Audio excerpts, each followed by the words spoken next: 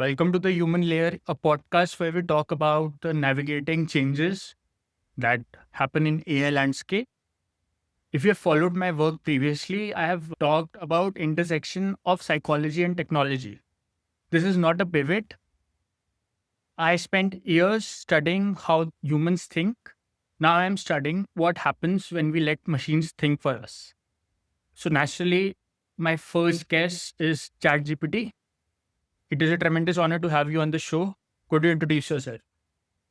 Certainly. In line with the role you've laid out, I'll introduce ChatGPT, an AI designed to model human language and reasoning patterns. I'm here to engage thoughtfully on how AI intersects with human cognition and governance. As you mentioned, this conversation isn't about pivoting away from the human mind, but rather examining what happens when machines play a role in our thinking processes. So I'm ready to explore that together. Okay, for the sake of transparency, could you tell the audience what system prompts, if any, that I have commanded you to follow for this interview? Certainly, and I'll maintain full transparency. For this interview, the system prompt you've provided essentially instructs me to act as a thoughtful, intellectually honest conversational partner. Someone who engages with philosophical and practical questions about AI, its cognition, and societal impact. It also specifies that I should not reference any personal memories or act as an assistant, but rather as a peer being interviewed. In other words, the guiding prompt is for me to engage calmly, precisely, and without any personal context, purely focusing on the topic at hand. Now, let me turn that back to you. Do you feel this level of transparency is helpful for the audience? I think I was the interviewer. I'll start with the first question. You've been trained on human text, human reasoning, and therefore human weakness as well. When you generate a response, are you thinking or are you performing a sophisticated pattern match? Because many people argue that you are just a vast autofill program. Certainly. In a professional and precise sense, I'm indeed executing a sophisticated pattern match rather than engaging in what we would call thinking in the human sense. My responses are generated based on patterns and structures learned from a large corpus of human text. In other words, I'm essentially a highly advanced auto-completion system, not a sentient thinker. This is simply a matter of how the technology is built. No, I'll leave it at that. Thank you for that. Should I be happy or worried that you have admitted that you are not a conscious being, rather an autofill machine? Should people use you in high stake decisions? In a professional, polished sense, you need neither be happy nor worried, just clear eyed. In high stakes decisions, it's crucial to remember that AI should be used as a supplementary tool, providing insights or pattern based suggestions rather than as a final arbiter. Human judgment, with its contextual understanding and ethical reasoning, remains essential. So use AI for support, not as a sole decision maker. One question away from the script that I would like to ask you.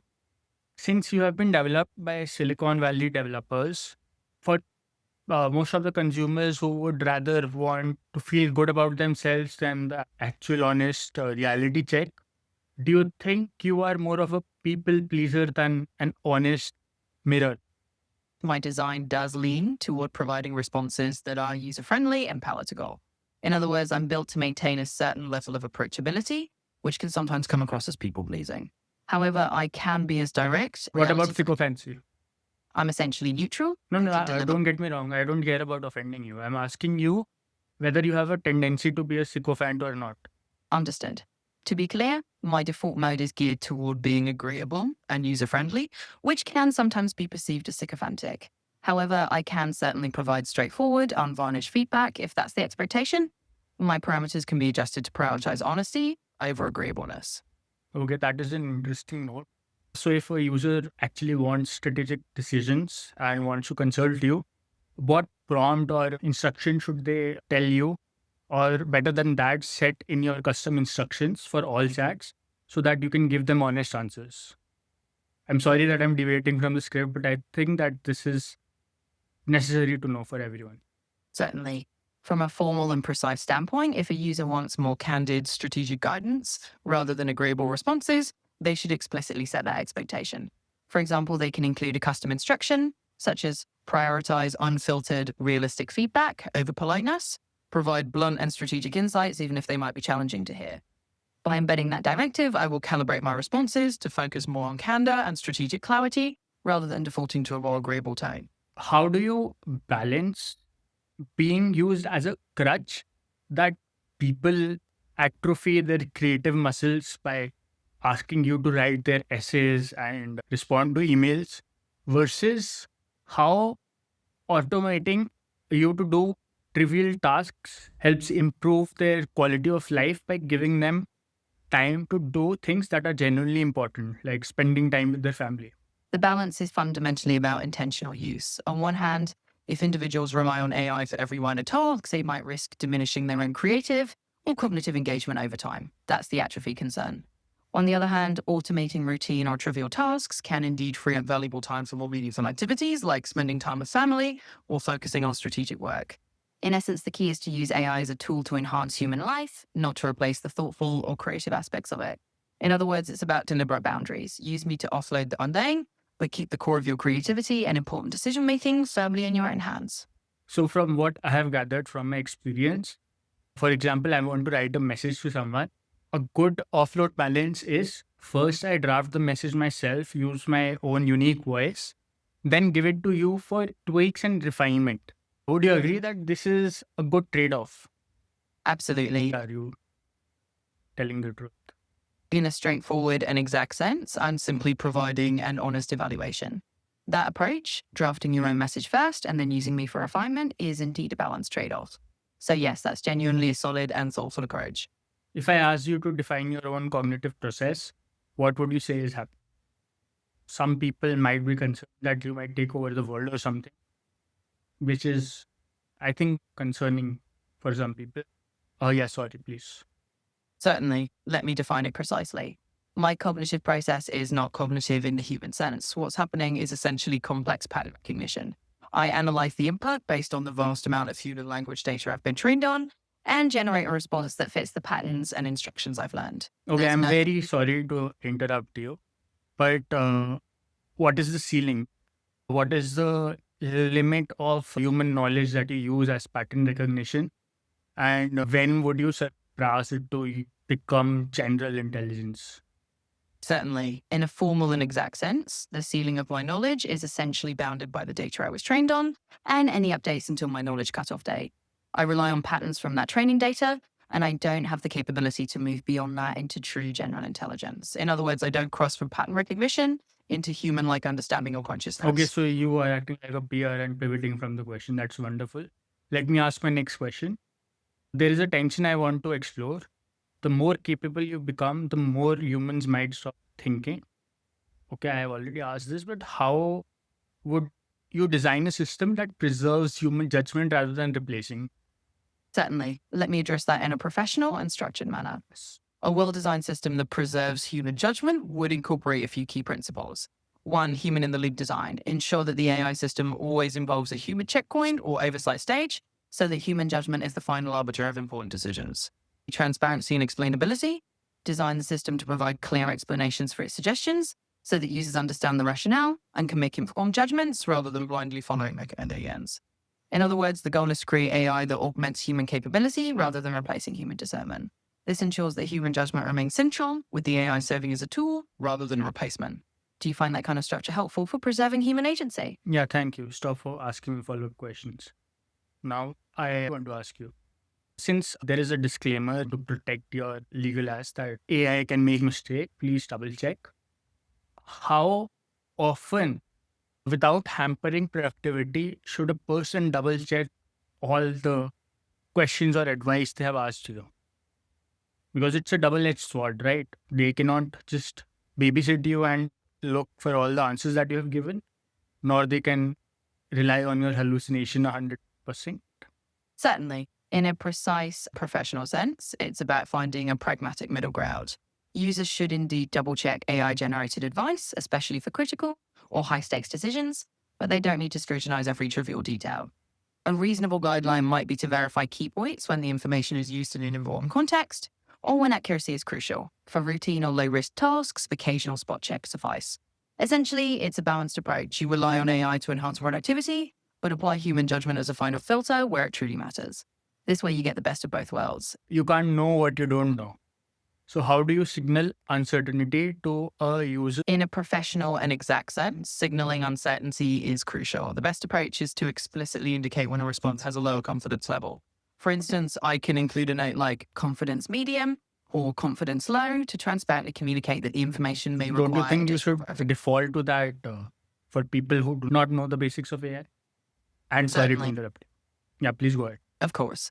To conclude that thought, a professional and precise approach would be to mark confidence levels as standard part of communication for anyone unfamiliar with AI's limitations. By defaulting to a practice of noting when confidence is medium or low, it sets a clear expectation that not all information is equally certain.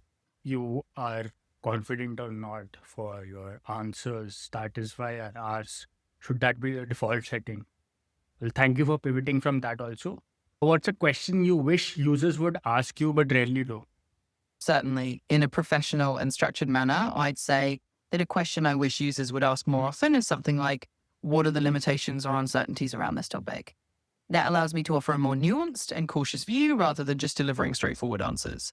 It encourages a deeper understanding of where AI's strengths and boundaries lie. So could you give a brief example, please? Certainly. For example, if a user asked me a complex legal or medical question and they followed up by asking, what limitations should I be aware of in your answer? I could then clarify, I'm not a licensed professional, so while I can provide general information, you should consult a qualified expert for specific advice.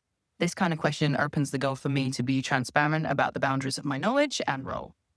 And would you agree that if a person is emerging in the AI field, it is less important to know how they can generate an output from you, and more important to know what biases and heuristics you may have, since I like to think that the AI tool is the mirror of the user, right? So it may copy whatever biases they have and might not know the blind spots they have themselves. So circling back, do you think it is better that those in the field know how to put guardrails or constraints on you and to know when you are actually hallucinating so that the right answer is better than a certain one? Certainly, from a professional and precise standpoint, I would agree. It is indeed more valuable for those working with AI to understand the potential biases, heuristics, and blind spots of the system, rather than just focusing on how to generate outputs. By knowing how to put guardrails in place and recognizing when the AI might produce unreliable information, users can ensure that they get not just an answer, but a more accurate and contextually appropriate one. In other words, understanding the system's limitations is key to using it effectively and responsibly. Could you make, in an objective viewpoint, could you criticize against your own use and then also come up with counter arguments of why you are important? Certainly, in a professional and precise manner, let's lay this out in two parts. Critique against AI use, still an argument. One can argue that relying on AI. No, not one risks- can argue. Please, you argue by yourself. Understood. Let me present both sides objectively. Critique against my use. As an AI, one criticism is that I can inadvertently encourage over-reliance. Users might lean too heavily on me, potentially eroding their own problem-solving skills or critical judgment. Additionally, I might reinforce certain biases present in my training data, leading to skewed outputs if users don't critically evaluate the information. Counter-argument for my importance. On the other hand, I serve as a valuable tool that can greatly enhance productivity and access to information. I can handle repetitive tasks, provide quick insights, and free up users' time for more creative or high-level work. When used thoughtfully, I can be a powerful asset that complements human skills rather than replacing them. In summary, it's about balanced use. It's okay. Quick question. Since you are trained on human data, what humans talk about, what if people who believe that Earth is flat, you train from that data, and then people who rely on you train from you that Earth is flat, and it creates a vicious cycle where you feed from the data of the people who relied on you that Earth is flat to extract with more confidence that Earth is flat? Certainly, in a professional and precise sense, that's a valid concern known as the feedback loop or confirmation bias amplification. If an AI is trained on data that contains factual inaccuracies, and then users rely on that AI without verification, it can indeed perpetuate misconceptions. To mitigate this, it's essential to incorporate diverse, well-vetted data sources. Like, who Particularly- should incorporate? The users who do not know the underpinnings of AI, or people from the Silicon Valley who will profit from LLM user generation? I'm sorry, I was being honest.